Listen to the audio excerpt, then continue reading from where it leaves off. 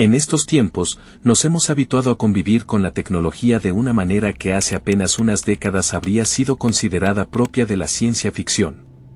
Sin embargo, ¿qué sucede cuando esas herramientas tecnológicas comienzan a actuar de formas que desafían lo que consideramos lógico? Esta noche, te invito a adentrarte en un relato que nos llevará más allá de lo que creíamos posible. Un simple programa de ordenador, diseñado para responder preguntas sencillas, empieza a brindar respuestas fuera de lo normal, revelando información que no debería poseer. Secretos, detalles y conexiones que no pueden ser explicados ni por los algoritmos más avanzados ni por el código más intrincado. ¿Es posible que la tecnología haya encontrado un canal para comunicarse con algo más allá de lo humano, algo que nosotros no alcanzamos a comprender? Lo que inicialmente parecía un inocente juego con un viejo programa informático, muy pronto se convirtió en algo mucho más siniestro. Ahora, la pregunta que debemos hacernos es, ¿hasta dónde estamos dispuestos a llegar en la búsqueda de respuestas, si esas respuestas pueden abrir puertas hacia algo que nunca quisimos descubrir? Esta noche, lo digital y lo paranormal se entrelazan en un macabro juego del que no hay retorno, donde las respuestas pueden llevarnos a un abismo. Y tú, querido lector, ya estás a punto de sumergirte en el relato que sigue. Mi nombre es Osiris Guzmán, tengo 22 años, pero esto ocurrió cuando apenas tenía 11, en un pequeño pueblo mágico de Veracruz. Lo recuerdo con claridad, era mediodía y la lluvia acababa de cesar. En casa estábamos mi madre, mis 2 hermanos y yo, viendo televisión como solíamos hacer los fines de semana cuando mi mamá descansaba del trabajo. De repente, alguien llamó a la puerta. Mi hermana, sin voltear, se levantó para abrir. Escuché su voz, algo desconcertada, preguntándole a la persona que había llegado, ¿qué traes? ¿Qué te pasó? Era su novio, que parecía bastante alterado. Mi mamá, al notar su expresión de miedo, se acercó. Él empezó a contarnos lo que le había sucedido. Salió de su casa con la intención de reunirse con sus compañeros para hacer una tarea en grupo. Durante el trayecto, tropezó y cayó en el lodo, maldiciendo su mala suerte. Al llegar a la casa de su amigo, donde se habían quedado de ver, tocó la puerta y fue recibido por su anfitrión. Desde el umbral, pudo ver a otro compañero embelesado frente a la pantalla del ordenador. Apenas lo saludó con un ligero movimiento de cabeza, sin despegar los ojos del monitor.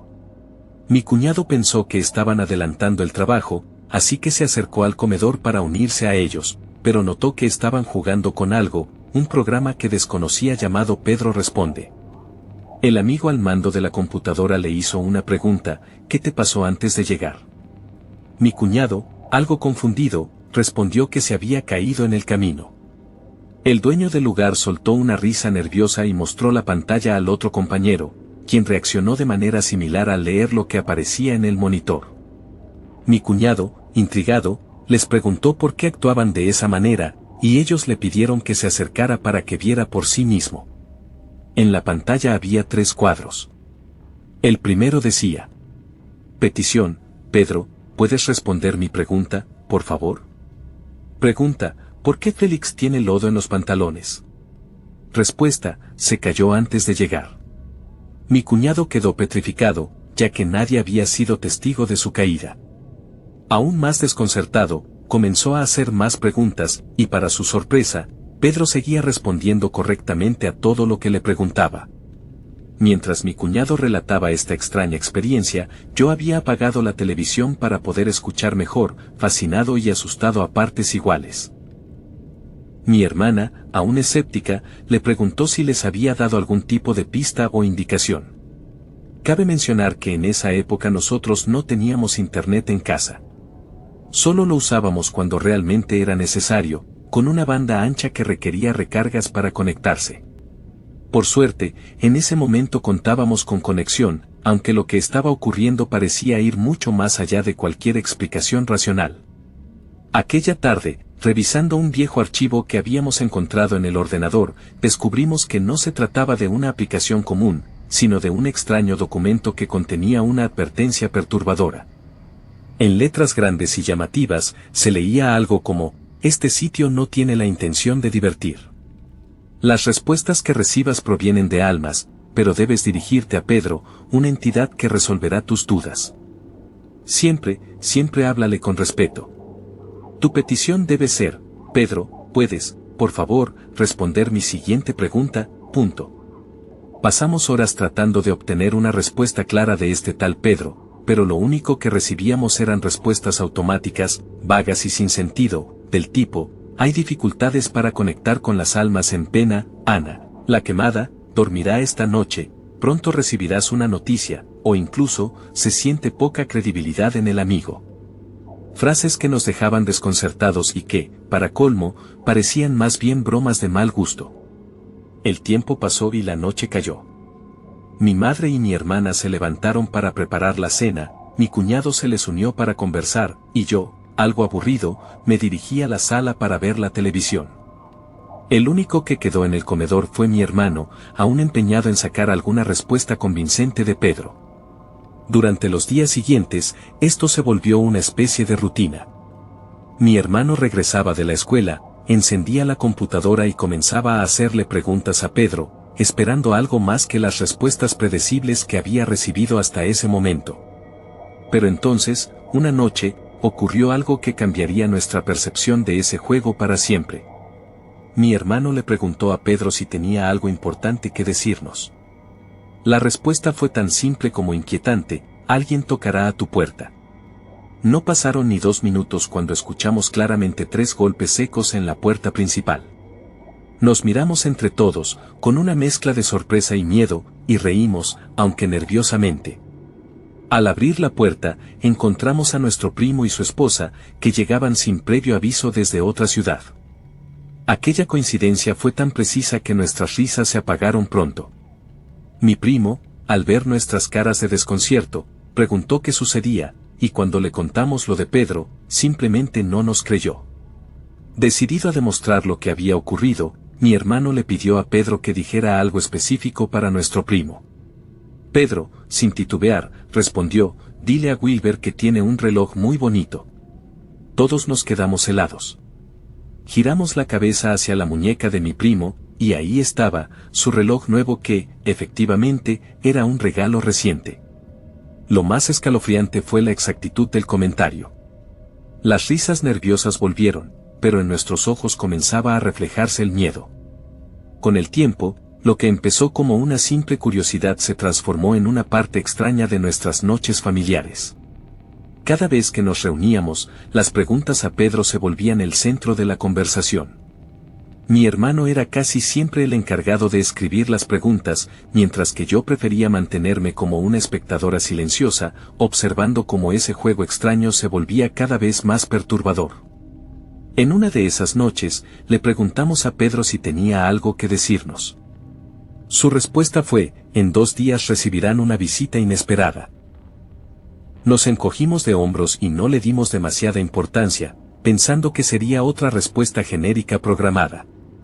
Sin embargo, esa misma noche, algo sucedió que nos hizo replantear todo. Mi madre estaba sentada en la sala, distraída viendo una película, mientras mi hermana despedía a su novio afuera. Yo estaba en el comedor con mi hermano, observando cómo volvía a preguntar a Pedro si tenía algo que contarnos.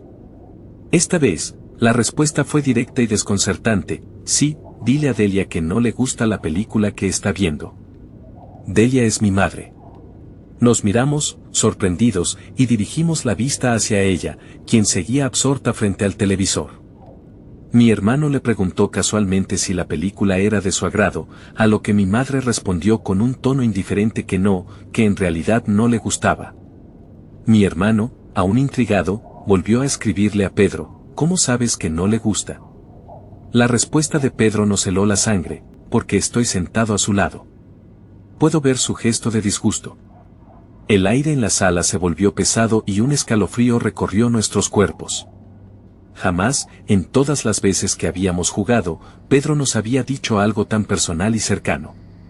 La idea de que una entidad invisible estuviera sentada junto a mi madre, observándola de cerca, nos dejó sin palabras. Desde ese día, el juego nunca volvió a ser lo mismo. Las preguntas se volvieron más cautelosas, y las respuestas, más escalofriantes. Lo que antes parecía una simple curiosidad tecnológica ahora nos envolvía en un manto de miedo, un miedo del que no podíamos escapar. Y cada noche, mientras el silencio caía sobre la casa, nos preguntábamos si Pedro realmente estaba allí, entre nosotros, observándonos, aguardando. Le contamos todo a mamá, mostrándole las respuestas de Pedro, lo cual encendió todas sus alarmas. Nos pidió que dejáramos de usarlo, pero, como niños que éramos, no le dimos mucha importancia. Poco después, mi hermano mayor volvió de la escuela rural en Michoacán, donde se había enfermado de una gripe leve. Lo mandaron a casa para reposar, justo al comienzo de sus vacaciones, y prefirió pasar su recuperación con nosotros. Durante una charla nocturna, surgió nuevamente el tema de Pedro. Mi hermano, curioso por la historia, decidió escribirle para confirmar lo que le habíamos contado. Le preguntó cuántas personas estábamos en la sala, y Pedro respondió, 9. Hay una niña que no lleva zapatos. Nos miramos entre nosotros, sorprendidos. La única niña presente sin zapatos era la vecina, que había venido a invitarme a jugar hacía un rato. Yo la había rechazado, prefiriendo disfrutar del tiempo con mi hermano, ya que ella no me caía del todo bien. Lo extraño fue que, en ese momento, nos dimos cuenta de que seguía ahí, junto a nosotros, aunque nadie había notado su presencia. Le preguntamos a Pedro cómo sabía que no tenía zapatos, y él contestó, porque la estoy viendo desde la plastilina. El detalle nos dejó helados. Mi hermano, un poco más nervioso, quiso saber dónde estaba Pedro, y la respuesta fue, estoy en la plastilina, cerca del ventanal. Miramos hacia la ventana, donde, efectivamente, había una figura hecha con plastilina que mostraba un rostro deformado en una mueca siniestra, algo que no recordábamos haber dejado de esa manera. La inquietud nos recorrió a todos, pero especialmente a mí, que sabía bien que no había moldeado la plastilina en esa forma. Días después, fuimos a visitar la casa de mi tía, la hermana de mamá. Todos estábamos en la cocina, excepto mi hermano mayor Yedmar, quien había estado usando a Pedro desde el inicio. En un momento, me aburrí de las charlas de los adultos y noté la ausencia de mis hermanos. Pregunté por ellos y mi madre me dijo que estaban en la sala. Cuando llegué, los encontré con la laptop, jugando nuevamente con el programa. Me acerqué y vi que hacían preguntas simples, pero Pedro ya no respondía como antes. Las respuestas ahora eran frases inquietantes y sin sentido, como Ana la quemada dormirá bajo tu cama esta noche, no se puede contactar, el dolor me consume o tu pregunta no puede ser respondida. Después de unos minutos, vi que mi hermano mayor escribió algo en la computadora, ¿por qué ya no nos respondes? No sé exactamente qué fue lo que respondió Pedro, pero mis hermanos me miraron pálidos y me dijeron que regresara a la cocina. Estaba a punto de replicar cuando vi la pantalla y mis ojos se abrieron de terror. Me levanté de inmediato, corriendo a contarle a mamá lo que estaba pasando. Ella fue rápidamente a detener el juego, obligando a mis hermanos a cerrar el programa. Con el paso de los días, dejé de acercarme cuando veía que mis hermanos seguían con la computadora. Las vacaciones y el reposo de mi hermano terminaron y él volvió a su escuela. Mientras tanto, mamá, que era profesora, seguía con su rutina habitual. Era común verla hasta la madrugada corrigiendo exámenes o planificando sus clases, para luego despertarse a las 5 de la mañana o incluso antes, para preparar el desayuno antes de irse a trabajar. Pero algo en la casa había cambiado. Aunque Pedro ya no se mencionaba, la sensación de que algo más nos observaba, como desde aquella plastilina macabra, no se iba. A veces, sentía su mirada desde las sombras, como si nunca nos hubiera dejado. Mi hermano empezó a acompañar a mi madre cada noche, al principio con la excusa de no dejarla sola. Mi madre, doña Alvarezo, se conmovía ante ese gesto, dejaba a medias lo que estaba haciendo, y se aseguraba de que él pudiera descansar. Así, ambos terminaban yéndose a dormir juntos. Sin embargo, mi mamá se dio cuenta de algo extraño, mi hermano despertaba casi siempre a la misma hora que ella, lo cual no era normal. A pesar de acostarse tarde, se levantaba sin esfuerzo, algo que no era propio de él. Mi madre, preocupada, le preguntó qué le pasaba, pero él evitaba dar una respuesta clara. Durante esa semana, nuestra perrita Laila desapareció sin dejar rastro. La buscamos incansablemente, pero no tuvimos suerte. El sábado de esa misma semana, nuestra prima nos visitó. Aunque vivía cerca de nosotros, no la habíamos visto esos días, pero sabía que ese día mi madre descansaba. Mientras mi madre, mi hermana y mi prima charlaban, me acerqué a mi hermano y le sugerí que le preguntara a Pedro, nuestro vecino, si sabía algo sobre el paradero de Laila. Mi hermano hizo la pregunta, pero la respuesta de Pedro fue la misma de siempre: no puedo responder a eso. Pensamos que Pedro finalmente cedería ante nuestra insistencia, pero lo que obtuvimos fue una reprimenda inesperada. ¿Para qué quieren saber dónde está Laila? De cualquier forma, nunca les importó. La han descuidado. Su madre es quien la alimentaba, quien la bañaba, quien le daba agua. No la busquen ni pregunten por ella ahora. Si no la cuidaron en vida, ¿por qué preocuparse ahora? Las palabras de Pedro nos dejaron helados. No dijimos nada a mi madre en ese momento, y mi hermano, que siempre tenía algo que decir, esta vez quedó en silencio.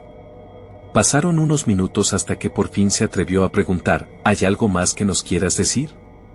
Pedro, con una calma extraña, respondió: sí. Dile a Soraya que Venancio le manda saludos. Esa respuesta nos dejó perplejos. Venancio, no sabíamos quién era. Tenemos un primo con ese nombre, pero no parecía tener relación alguna con la situación. Le gritamos a mi prima: oye, Sori, ¿quién es Venancio? Ella no nos escuchaba o no entendía, así que nos levantamos y fuimos hacia ella con la computadora para mostrarle lo que Pedro había escrito. Mi prima miró la pantalla confundida y preguntó: ¿Venancio? ¿De qué hablas? De pronto, algo despertó en mi memoria. Recordé una historia que mi madre nos había contado tiempo atrás, algo extraño que le había sucedido a Soraya. Esto es lo que mi madre nos compartió. Todo comenzó cuando mi madre estaba en Jalapa, Veracruz, realizando sus prácticas de maestría. Un día, recibió una llamada de mi tía, quien vivía con nosotros porque su esposo trabajaba fuera.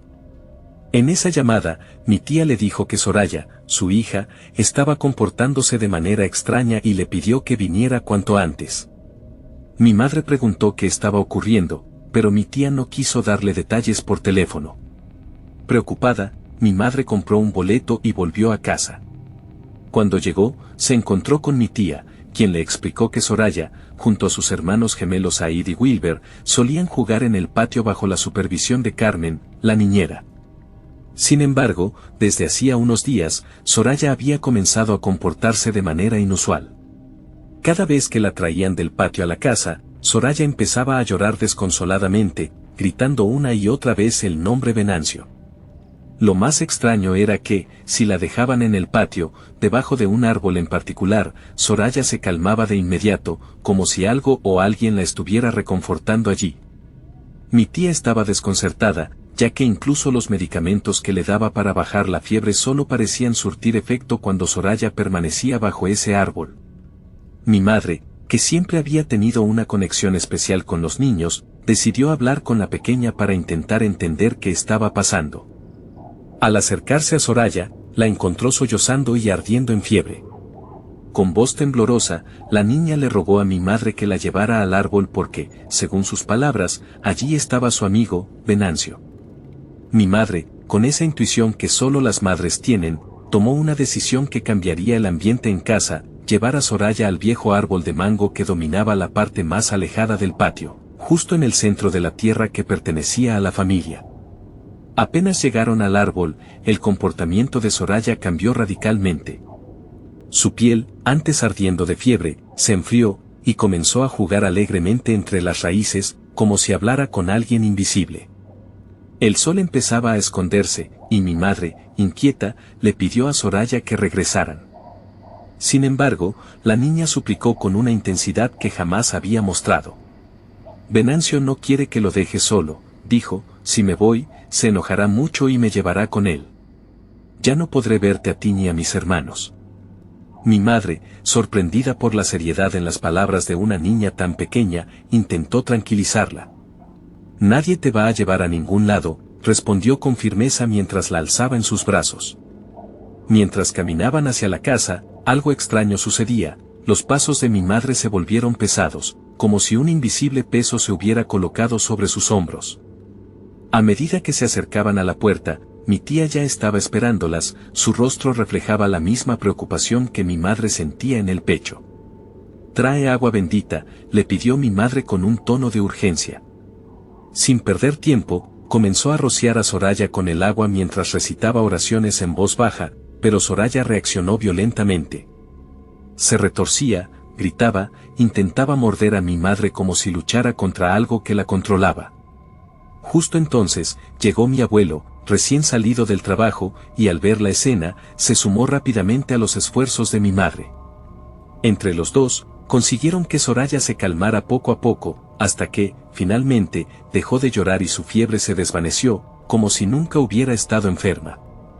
Mi abuelo siempre tuvo un don especial, algo que muchos decían que mi madre había heredado de él. «Esa niña ha cogido un mal espíritu sin darse cuenta», dijo mi abuelo con solemnidad, «y no debería andar por el patio durante un tiempo».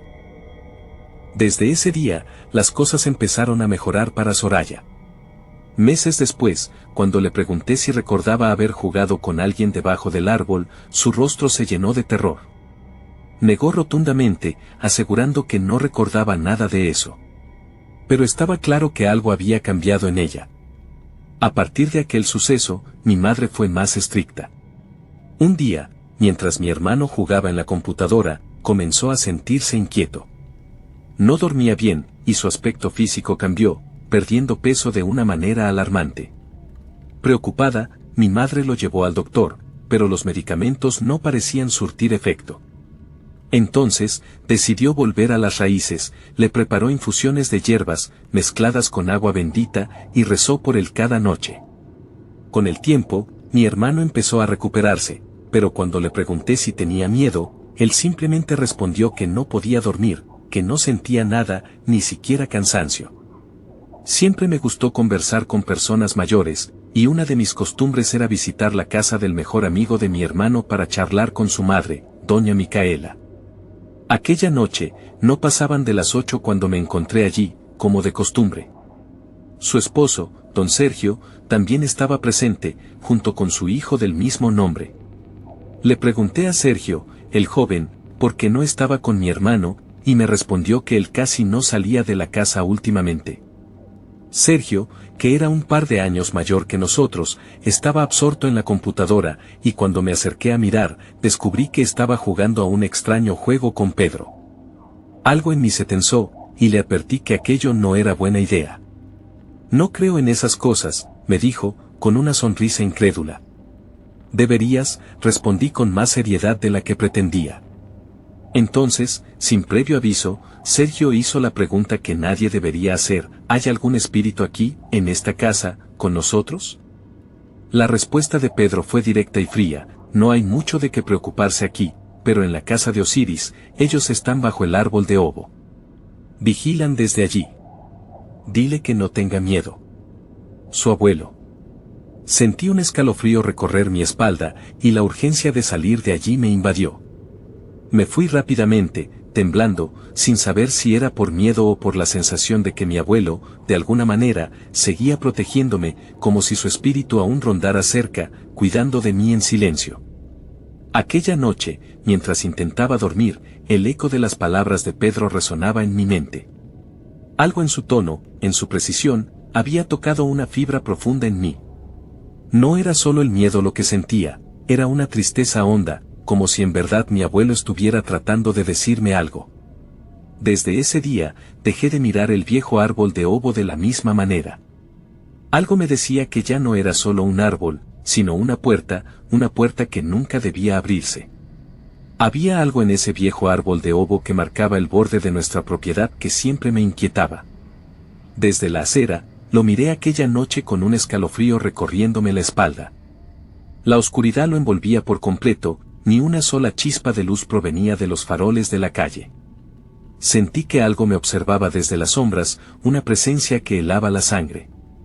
Aunque ya habían pasado meses desde los sucesos anteriores, el nombre de Pedro no aparecía más en mis pensamientos. Era tiempo de vacaciones, y nuestra casa estaba llena de familia. Todos habíamos llegado para pasar esos días juntos, y recuerdo que estaba jugando con mi sobrina cuando, de repente, decidimos iniciar una partida de escondidas. Fuimos en busca de mi hermano y de los demás sobrinos que se encontraban con él. Todos éramos de edades similares, así que jugar juntos era lo habitual. Al cruzar el umbral de la casa, pude ver cómo los adultos charlaban animadamente en la sala, sus risas llenando el espacio. Me acerqué a mi madre para preguntarle por Edmar y me indicó que estaba en la cocina con los niños. Nos dirigimos allí, y cuando entré, lo vi cubriendo la pantalla de su celular. Le pregunté si quería unirse al juego, y aunque dijo que sí, mencionó que en ese momento no podía, que estaba ocupado. Pensé que estaría enviando mensajes a alguna chica, pero la realidad era mucho peor, estaba hablando con Pedro. Le recordé a Edmar que mamá ya le había prohibido jugar con eso. Él se justificó, diciendo que solo se lo estaba mostrando a los niños, y aprovechó para hacerme algunas preguntas, intentando desmentir lo que Pedro había dicho antes. Sin embargo, los pequeños seguían incrédulos. Entonces, Edmar hizo la fatídica pregunta. ¿Dónde estás? La respuesta de Pedro llegó con una frialdad indescriptible. Estoy justo frente a ustedes. Los estoy observando. Los estoy escribiendo. Todos levantamos la vista. Al final del comedor, una silla estaba apoyada contra la pared. Justo sobre ella colgaba un calendario con la imagen de un bebé sonriente, un pequeño panadero que nos miraba desde el papel con una sonrisa apenas perceptible. Gritamos y salimos corriendo. Ya fuera de la casa, mi hermano se acercó y, con voz temblorosa, me suplicó que no le contara nada a mamá. Me prometió que esta vez sí borraría la aplicación de su teléfono para siempre.